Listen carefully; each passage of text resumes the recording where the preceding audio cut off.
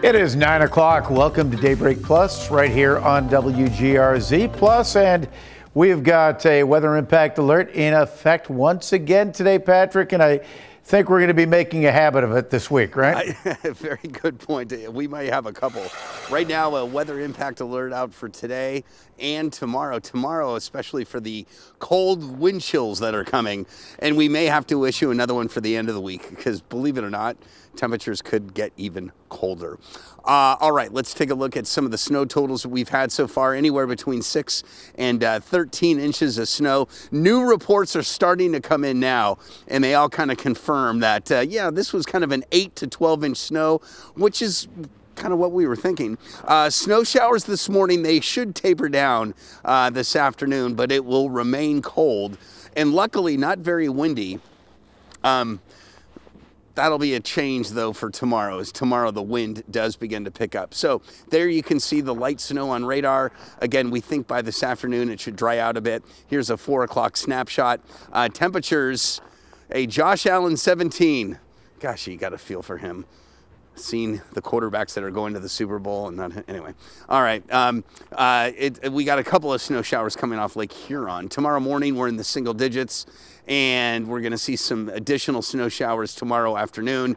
Temperatures remaining in the single digits to teens, but it will be windy for your day tomorrow. So those wind chill values 10 to 20 below, especially in the morning.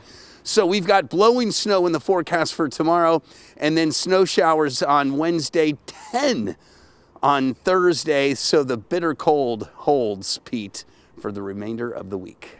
All right. Thank you very much, Patrick. I'm going to come downstairs now if you don't mind. I was going to say, we're going to let you in. Okay, we're going to take the lock off the door. You can come back inside. Thank you. All right. Thank you, Patrick. And as people wake up, travel is going to be a big concern as the storm moves around the area. This morning, we're working to make sure you get ahead of any advisories or issues that may pop up if you're flying out of the airport or driving around some of the outer counties. Daybreak's Natalie Foss joins us live in the newsroom with more. Good morning, Natalie. Pete, good morning. Yeah, a lot of those updates I thought were going to come from the airport, but are actually coming, and good news for drivers with those travel advisories. A lot of them have been canceled today, this morning, since we started Daybreak at 5 a.m. And we're going to get to those in just a second, but I want to talk a little bit about the airport first.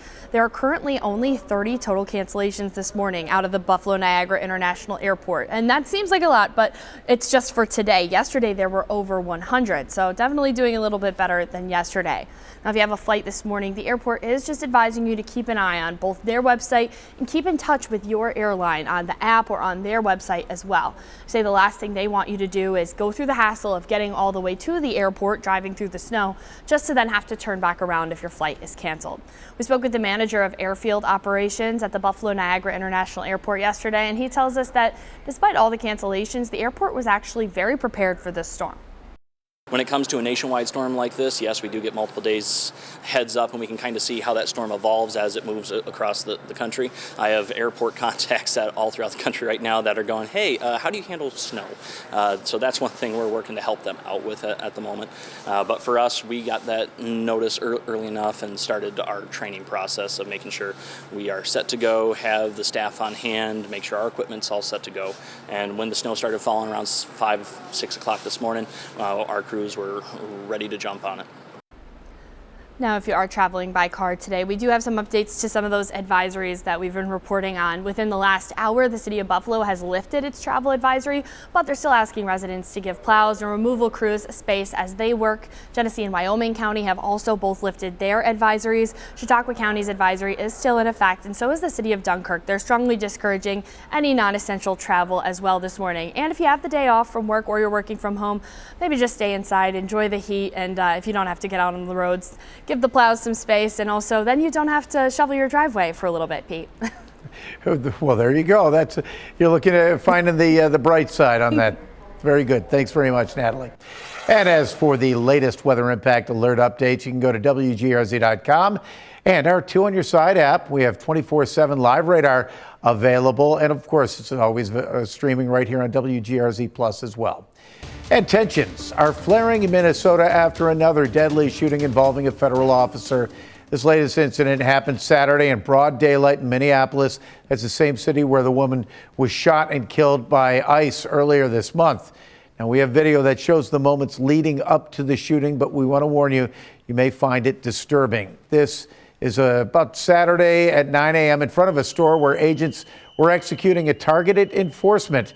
The man, now identified as 37-year-old ICU nurse Alex Preddy, was near the protest and recording agents with his phone.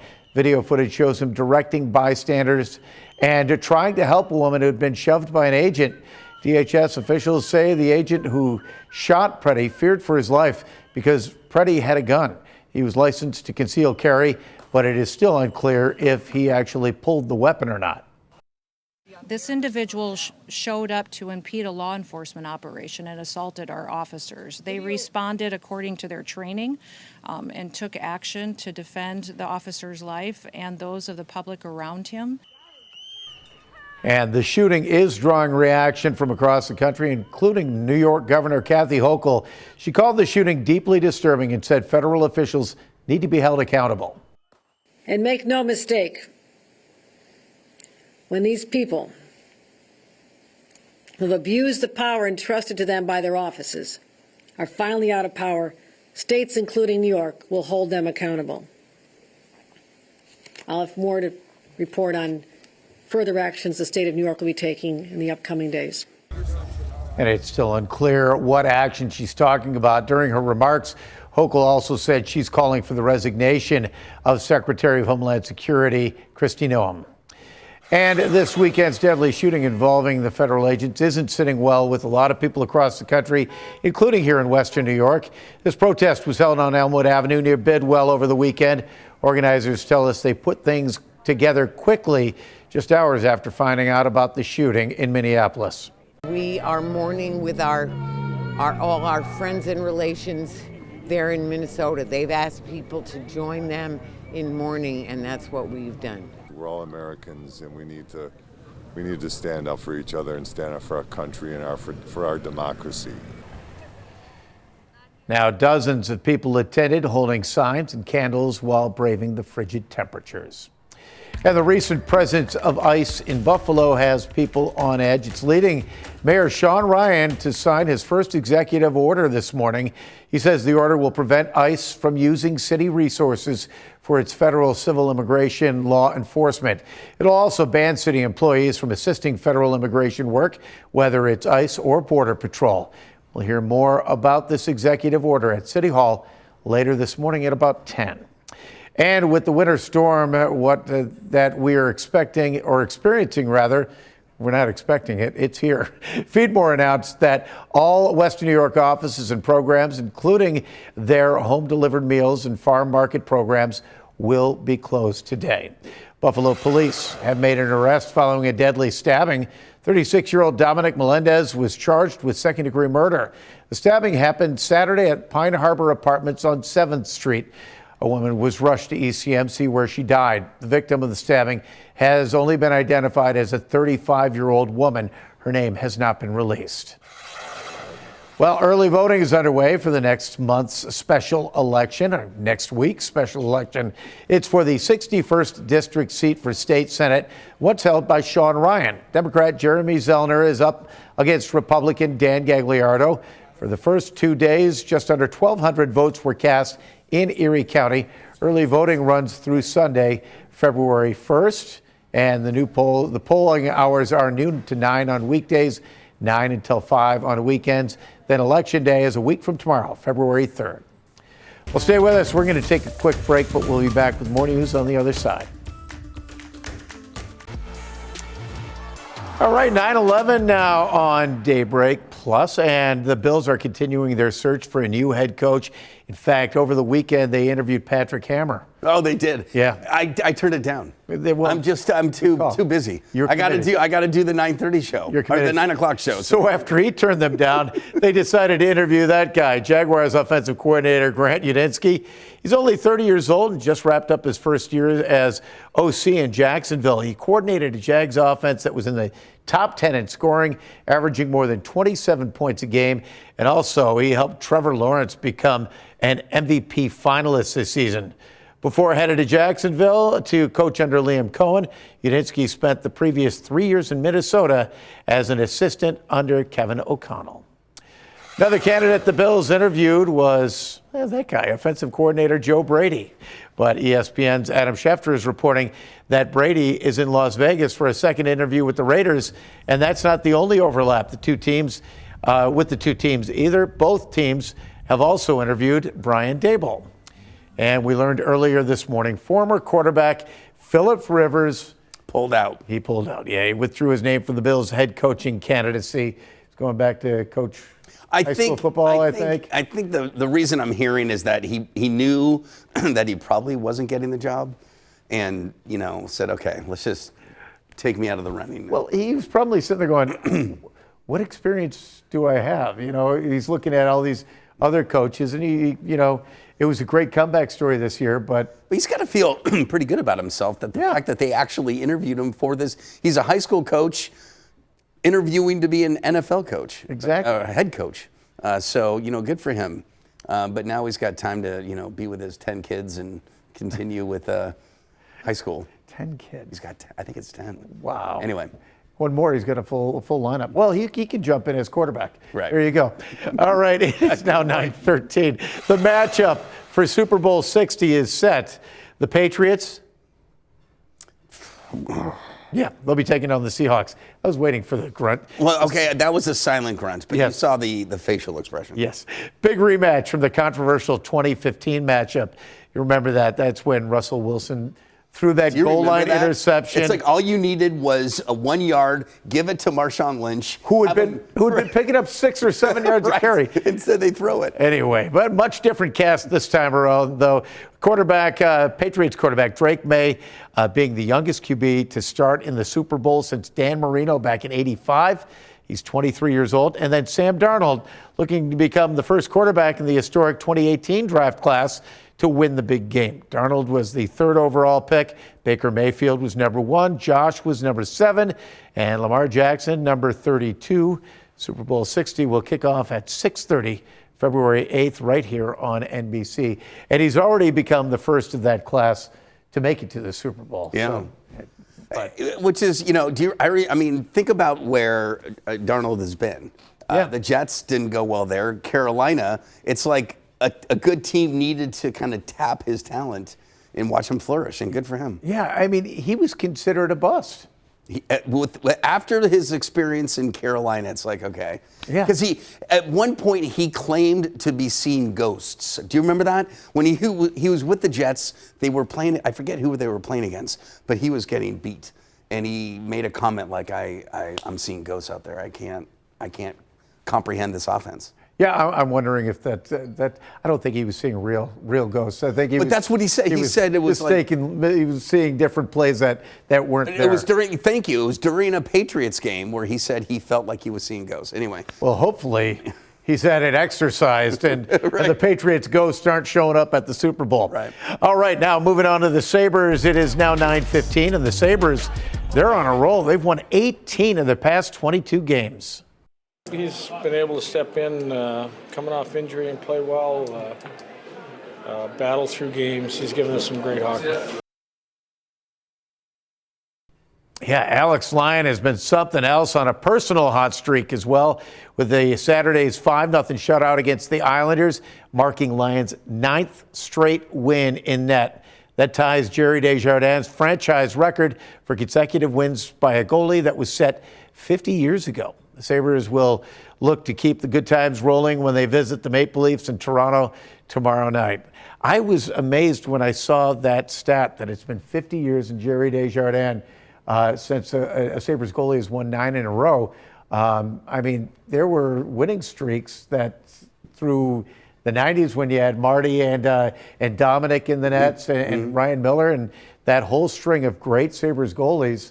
But it's a 50-year mark that Alex Lyon's got a chance to break. Wow, it's amazing. This is such a great. And the thing I also love hearing from others, this is a fun team to watch now. And they're beating good teams, and this isn't a fluke. This is like they're 3rd in the conference for a reason. Yeah, and it's a group of likable characters. Right. The guys they're playing good, honest hockey. As we talked a couple of weeks ago, they're not winning on flukes. They're winning hard-fought victories, and they're just keeping Grinding, grinding, grinding. So hopefully they can keep it going. Yeah, that's true.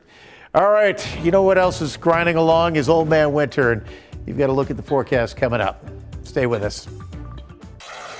All right. Patrick thinks it's tough. He's got to walk up and down from the roof all day. But take a look at this video. It's out of Taiwan. Your eyes are not deceiving you. That's a man climbing up one of the tallest skyscrapers in the world without any safety help. This is professional American climber Alex Honnold. He successfully climbed Taipei's 101, which stands more than 1,600 feet.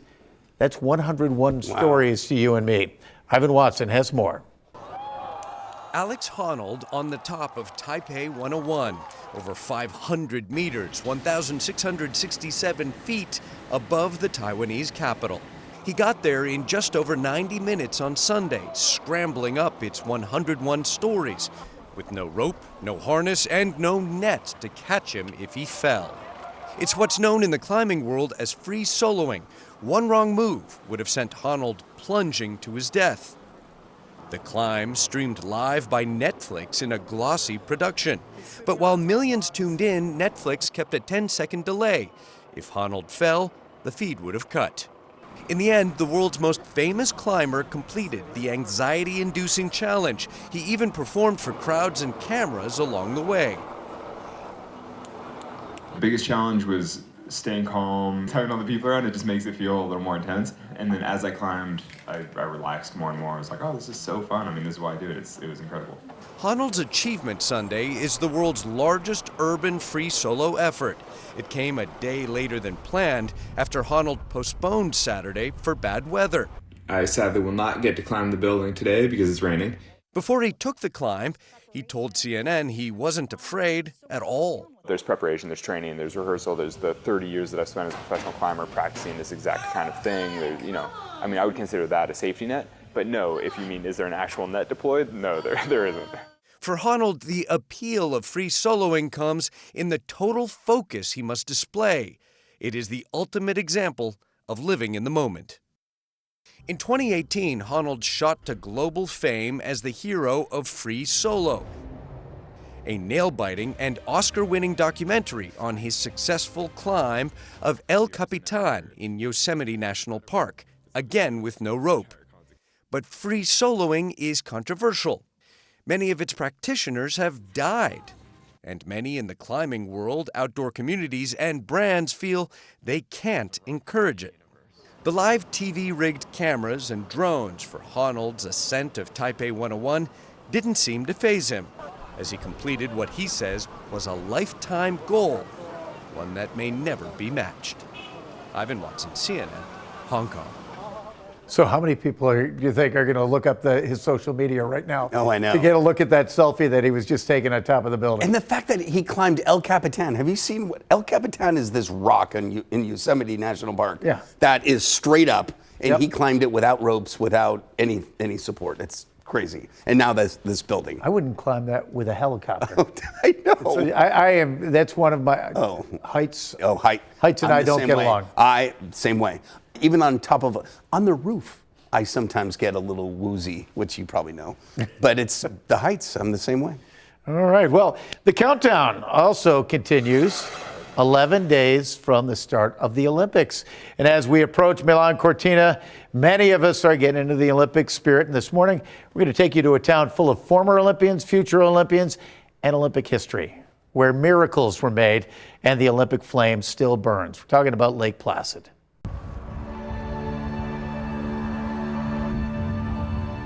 Nestled between the pines and the peaks of the Adirondacks is a quaint little village.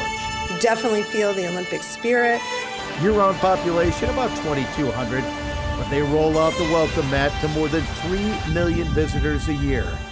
It's a place where history and competition are the main attractions. I mean, it's kind of electric, just, having that feeling of being in an Olympic town with the Olympics coming up. I'm talking, of course, about the site of the 1932 and 1980 Winter Olympics, Lake Placid, New York. a traveler can come and they can take the gondola to the top of Whiteface, or they can go to the top of the ski jumps. They can do the rock climbing out at Mount Van Hovenberg or bobsled ride. So they really get to submerge themselves in the venues themselves, as well as watching these international athletes who are headed to the Olympics. Athletes like Johnny Gustafson, who represented the U.S. at the 2022 Beijing Games and who had just won the International Luge Federation's Nations Cup in Lake Placid when we interviewed him. His love affair with Lake Placid started years ago. I used to play hockey as well, so coming here with the Miracle on Ice always in the back of your mind, it's fun. And that Olympic flame is only fanned because of the continued investment in keeping these facilities viable sites of world-class competition. So starting in November, we were hosting figure skaters with Skate America. This weekend is lugers for World Cup Luge. In a couple of weeks, we'll have bobsledders here for North America Cup, and then we'll have World Cup aerials. And those are all athletes that are looking to go to the Olympic Games. It keeps us on the international stage, so we're always out there, being recognized as an international destination for high-level competition. It also keeps Lake Placid and the Adirondacks in the eyes of the travelers. And the future and former Olympians who call this region home also see the excitement grow during times of the Games. Karen Cortland Kelly was born in New Jersey, competed in the 1994 Winter Olympics, and these days she wraps herself in that Olympic spirit, living and teaching skating here. You get to inspire everyone who comes. I mean, I think that's the most special thing to me about living in Lake Placid, whether you're meeting a youngster who's never skated, and I have the honor of taking them on the ice for the first time. You had the honor of representing the United States at the Olympic Games, and then you have a duty to, carry that on. And for the athletes who grew up in this environment, the Olympic dream was always tangible. Lake Placid has sent at least one competitor to every Winter Olympics since they started in 1924, like alpine racer and two-time Olympic medalist Andrew Weibrecht. When you have that number of people that have locally done it and you grow up around that environment, you're like, well, yeah, this guy's totally normal. If he can do it, then I can do it. And I think it really gets in, and it's a self-perpetuating type of thing where kids see that and they look at it and say, yeah, of course this is attainable. This is just what people from my town do. And you can tour all of that pride and history in the newly renovated Olympic Museum, celebrating the firsts that happened here, like the first indoor Olympic hockey game and the first time a podium was ever used in the Games. And also remember the greats that brought the magic to these mountains. I hope people understand Lake Placid's Olympic legacy and the story that has happened here and how it's continuing to happen.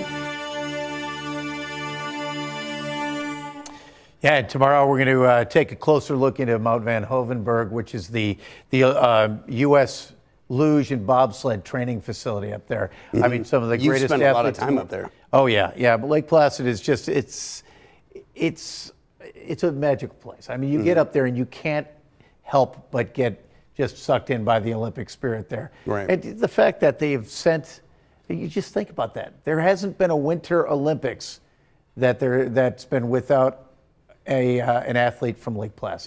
That's amazing. Crazy. That is amazing. But anyway, we've got plenty more Olympic stories coming out throughout the week right here on Daybreak and Daybreak Plus. But speaking of sliding down hills, people in Washington, D.C. made the most of the snow, turning Capitol Hill into a winter wonderland. Washington saw its first major snowstorm of the season. As crews worked to clear snow around the U.S. Capitol, some parents took the kids out to play on the sledding hills. It's not quite the toboggan run at Chestnut Ridge. Which, by the way, you've got to do sometime in your life. It is the most fun. Yes, it is so much. 2 more minutes. Holy cow! It is so much more just, I don't know how to describe it. It's just, it's faster than you think. It's more thrilling than you think. And when you're done, you're smiling. It's so much fun. Oh yeah. I did the bobsled up at Lake Placid too, and that was pretty much the same way. Yeah. So, but anywho, all right. Well, I guess snow out there for all winter let me. storms. Do you want me to go to the weather wall? Oh, look at that! Look at that's Niagara Falls. That's Niagara Falls, yes. And it is still snowing. Why don't I go to the weather maps if we have? Look at that! Canada's disappeared. Yeah, no kidding. Speaking of Canada, Pete, did you hear that Toronto had their snowiest day on record? Yeah, I saw that on yesterday, Daybreak. 22 inches of snow. I mean, they got the same system that we did. However, they got an easterly wind and a boost off Lake Ontario. Here, a look at radar shows you the snow that continues to fall across Niagara County, especially the snow showers that are coming off Lake Ontario. And then also we've got the snow here around Buffalo and into central parts of Lake Erie. But that northwest wind that we're going to see today will continue that threat of snow. I do believe it begins to taper a little bit as we head into the afternoon, but it will remain cold, and wind chills today will remain in the single digits. But by tomorrow morning, Pete, wind chills 10 to 15 to maybe 20 degrees below zero, Pete.